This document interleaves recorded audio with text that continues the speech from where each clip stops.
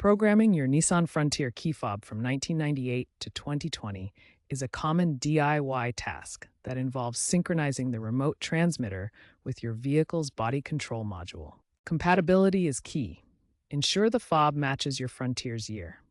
Earlier models from 1998 to 2004 use basic 2-button remotes, while 2005 to 2020 models may support 3 or 4 buttons with additional panic or trunk features.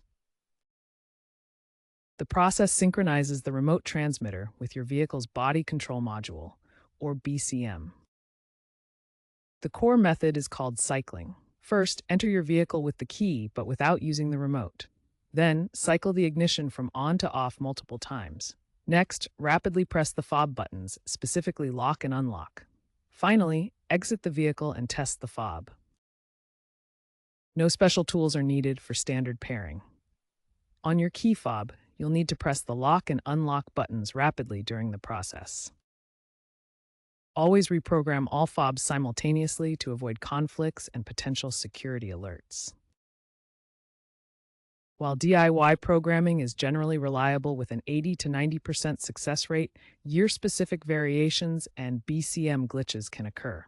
Check online forums like Reddit and Nissan Frontier Owners Club for model-specific sequences. If issues persist, seek professional help, especially for 1998-2004 models with immobilizer problems. Looking ahead, smartphone-based keys and apps are trending, available for 2021 Plus Frontiers and potentially retrofitting to late 2020 models. These offer remote pairing without physical fobs. Hybrid fobs with proximity sensors are becoming standard, reducing the need for manual programming in newer models. While DIY remains cost-effective for older Frontiers, expect increasing reliance on app-based solutions and biometric integration in future vehicles.